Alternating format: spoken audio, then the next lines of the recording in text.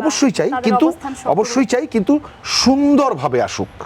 5ই আগস্টের পরে গণঅভ্যুত্থানের পরে একটা বিষয় নিয়ে খুব আলোচনায় আসছেন, যেটা সবাই ইতিমধ্যে মানে লুকাতে যাচ্ছে বা নিজেকে একটু গুটিয়ে নিতে যাচ্ছে। আপনি দেখছি যে একদম সব মানে সমক্ষে একদম মানে প্রকাশ্যে বলতেছেন যে আমি আওয়ামী লীগের দোসর না, আমি আওয়ামী লীগেরই একজন। মানে এই ব্যাপারটা আমি ফেসবুকে লিখছিলাম যে আমি আওয়ামী লীগের দোসর না, আমি আওয়ামী লীগ। ইভেন শুধু একটা পোস্ট না, আপনি বিভিন্ন ইন্টারভিউতেও এই ধরনের অনেক কথাই বলেছেন। অনেকবার আমি আমি বঙ্গবন্ধুর ছবি আপলোড দিয়েছি ফেসবুকে, অনেকবার আমি জয় বাংলা লিখেছি।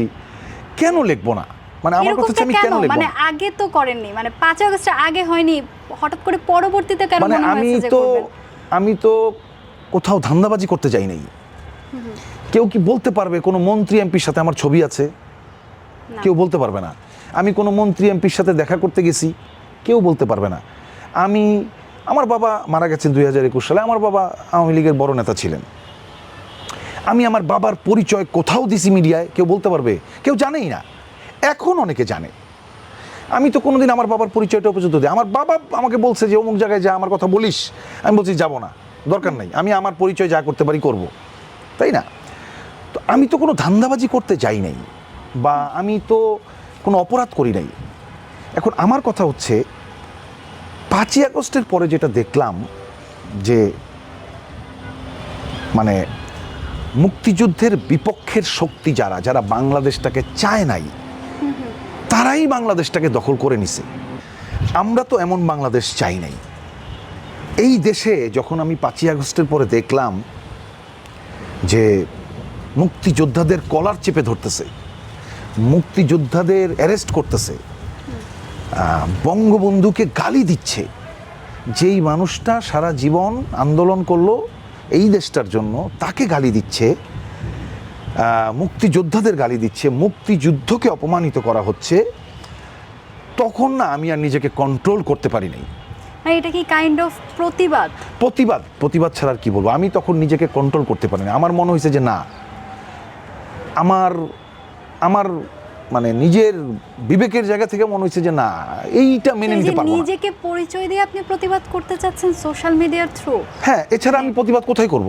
আমি যে কথাগুলি বলছি যে এইটা তো মুক্তিযুদ্ধের বিপক্ষের শক্তির এক ধরনের প্ল্যানিং, কিভাবে বাংলাদেশের মুক্তিযুদ্ধকে অপমানিত করা যায়, তখন অনেকভাবে বলছি ফেসবুকে। হ্যাঁ, তখন ওই বট বাহিনী ফেক আইডি দিয়ে আমাকে গালাগালি করা হয়েছে যাতে আমি এইসব না বলি। তার মানে আপনি থ্রেটেরও শিকার হয়েছেন? প্রতিদিন 50টা করে আমাকে মার্ডারের হুমকি দেয়, প্রতিদিন। ভয় পান না? না, আমার কথা হচ্ছে আল্লাহ যতদিন বাঁচায় রাখবে ততদিন বেঁচে থাকবো, ভয় পাওয়ার কি আছে? কপালে মৃত্যু থাকলে তো 1 ঘন্টা পরেও মারা যেতে পারি।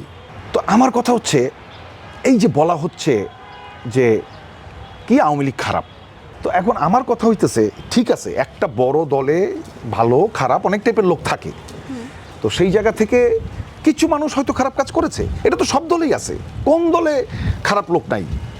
সব দলেই কিছু না কিছু খারাপ লোক আছে এবং কিছু না কিছু ঝামেলা হয়। তাই বলে তো পুরো দলটাকে আমি দোষ দিতে পারি না। একটা ফ্যামিলিতে 5 ভাই, একটা ভাই খারাপ কাজ করছে, তার মানে বাকি 4টা ভাই খারাপ?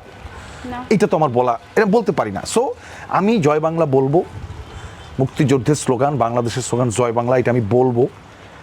আমি জয় বঙ্গবন্ধু বলবো, আমি বঙ্গবন্ধুকে সম্মান করব। এতে যদি কারো খারাপ লাগতে পারে, এবং আমি মুক্তিযুদ্ধের পক্ষের শক্তি, এবং বাংলাদেশ আওয়ামী লীগকে বাদ দিয়ে বাংলাদেশের ইতিহাস কেউ আলোচনা করতে পারবেন না। বাংলাদেশের ইতিহাসের সাথে বাংলাদেশ আওয়ামী লীগ এবং বঙ্গবন্ধু জড়িত।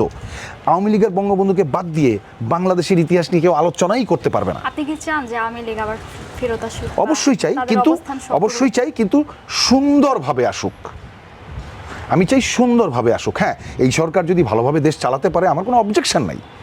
এই সরকার যদি ভালোভাবে দেশ চালাতে পারে চালাক না। আমি চাই বাংলাদেশে মুক্তিযোদ্ধাদের সম্মান দিতে হবে, বঙ্গবন্ধুকে সম্মান দিতে হবে, মুক্তিযুদ্ধকে সম্মান দিতে হবে।